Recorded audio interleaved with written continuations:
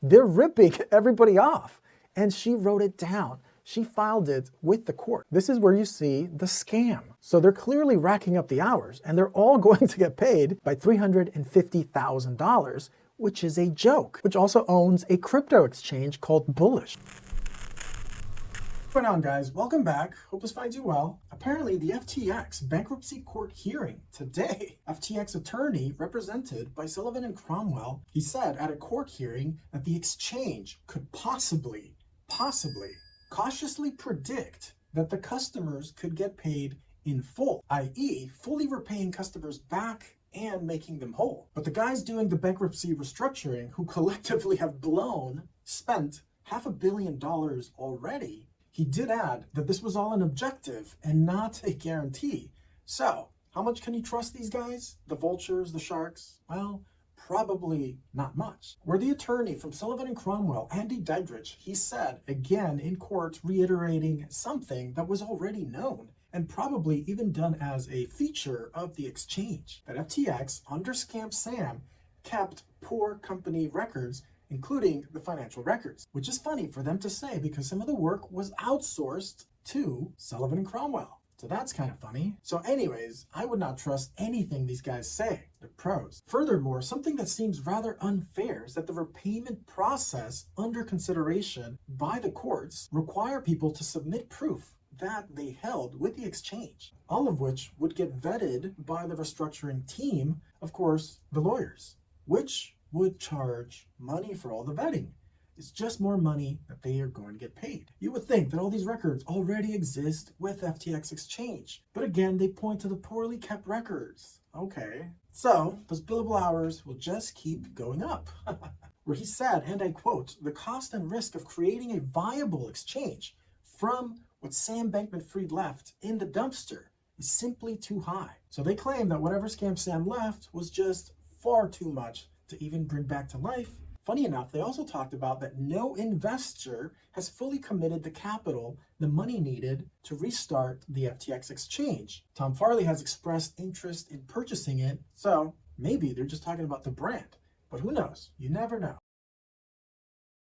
Now, what's funny about all this is that a court examiner was actually already appointed, and they looked at some of the fees that were being charged by the professionals. So here's a copy of the court filing filed in December of 2023 by the court-appointed fee examiner, which is another lawyer. The fee examiner, Ms. Catherine Stadler from Godfrey & Kahn, a firm out of Madison, Wisconsin. So these examiners appointed by the court are actually supposed to look at the investigations being run by FTX itself. And they're also supposed to check and look into potential conflicts of interest by these law firms and the lawyers themselves. And I doubt that will happen. The sharks and the vultures essentially behind FTX bankruptcy. And that fee examiner was absolutely useless. So a report filed at the end of last year by Ms. Catherine Stadler, a court-appointed fee examiner, where she said, and I quote, "significant areas of concern." Now previously I've mentioned some of the conflict of interest involved in some of the lawyers,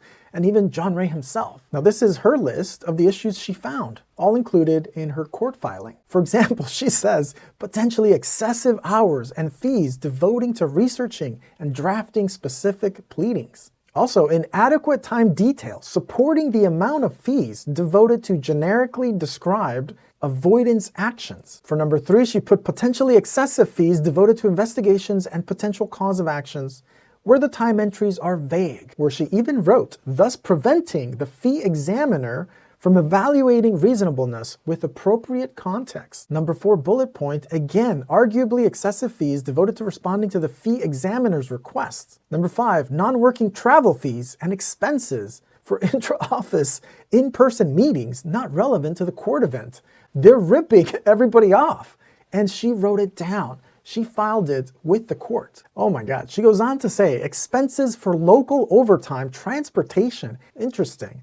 Even saying arguably excessive fees spent cataloging, studying, and even monitoring professional fees. She found apparent duplication or shadowing of the work of others, more excessive fees relating to attendance or meetings or calls or conferences. So they're clearly racking up the hours, and they're all going to get paid by FTX customer money. She goes on to talk about Exhibit A, which has a chart detailing some of the costs, some of the fees charged to FTX. Now, this is where you see all the bullshit. This is where you see the scam. This is where you see the vultures and the sharks at work. For example, the billable period is from May the 1st to July the 31st, so 3 months. So taking a look at one of the most egregious fees. So for example, taking a look at Alvarez and Marshall, from that time period, their fees, they requested $35,253,000. Miss Catherine Stadler suggested that was too much. They overcharged. So in her estimate, they overcharged potentially by $350,000, which is a joke. That's roughly 1% in adjustment in fees by this fee examiner lady. Such a joke. Sullivan and Cromwell, for the same time period, they were asking $32,315,000. In her estimate, that was too much. So her adjustment was $585,000, which constitutes less than 2%. Less than 2% of $32 million. Total joke. So that was ordered out of Philadelphia, saying it was mandatory in Chapter 11 cases of this magnitude, with Judge Dorsey saying that this whole process should take no longer than 45 days. So all of this will be run by the Office of the U.S. Trustee, a watchdog, a federal watchdog that monitors corporate bankruptcies. So they actually wanted the length and the scope of this new investigation by them to be left open, including the cost, with Judge Dorsey limiting the whole thing to 45 days, of course, to avoid runaway costs, so they don't run up the bills. Makes sense. In one extremely illuminating article by Bloomberg, they detail many of the reasons why Bitcoin actually went down. And it's mainly has nothing to do with the ETFs. But they do point out how the FTX Crypto exchange is still involved. So they provide a nice graph detailing FTX's Chapter 11 monthly reports, which anyone can access. Now remember that FTX wants to repay customers in cash, in the US dollar, not in any kind of cryptocurrency. And this cash value looks to be locked in place to the date of petitions. They have been selling the crypto assets at a nice gain, and as you can see in this chart, they've accumulated quite a bit of cash. So this clearly demonstrates that FTX Crypto Exchange has doubled its cash holdings from September of 2023 until December of 2023. Now by now, it's probably even higher. And in this chart, we can see the balancing act of outflows going out of GBTC and the inflows going into other ETFs with much lower fees, which all makes sense and they have a nice balance. Now in this graph, we see Bitcoin perpetual futures liquidations, which this would explain much better the Bitcoin moves going down, which they put very nicely, saying that FTX said that it's conducting Bitcoin derivatives trades to hedge exposure to the coin and generate additional yields on its digital holdings, meaning all these derivatives trades could actually be shorting Bitcoin on top of all the liquidation. Now, funny enough, one of the advisors to the digital assets being held by the FTX Crypto Exchange, or the estate, is Mike Novogratz, while the company Galaxy, who's also an old Wall Street guy. These guys are pros. And you can certainly take a guess as to the class of people that are benefiting from all of these FTX liquidations on top of the shorting of Bitcoin futures. But it's certainly not the customers. And one interesting question is all of this stuff legal? Is it legal for the crypto exchange to flood the market? Is it legal for the bankruptcy court to allow also this flooding of the market? Close to $1 billion, and that they caused the price of Bitcoin to go down, which was really insinuated, especially by CoinDesk. First of all, CoinDesk is owned by Tom Farley, which also owns a crypto exchange called Bullish, which is being run out of the Bahamas. Tom Farley is the former president of the New York Stock Exchange, which is buddies with Mr. Gary Gensler, where Gary Gensler said that he would approve a sale of FTX going to Mr. Tom Farley.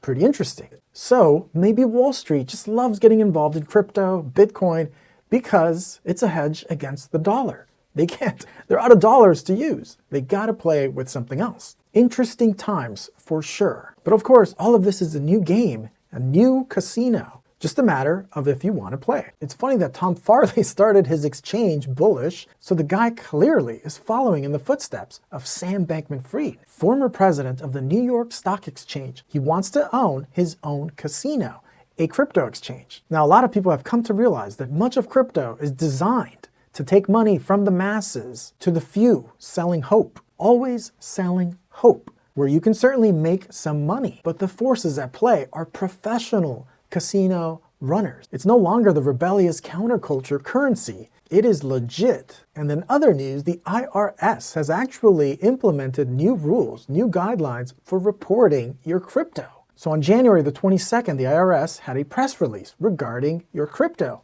that includes stablecoins and NFTs. So questions regarding cryptocurrency now appears on forms regarding estates and trusts, also on forms regarding partnerships, also forms regarding US corporations, and forms regarding S-Corp, if you fall under S-Corp. So basically anything, any form of receiving or giving a cryptocurrency, including mining, staking, rewards, or awards, you have to report, even where you exchange for property or trade it for something else. So apparently you can't get away from the tax man with your cryptocurrency. The only time they say to check no is if you're just hodling, holding, transferring from your wallet to another wallet that you own, or if you purchase some with US currency or other real currency, then you check no.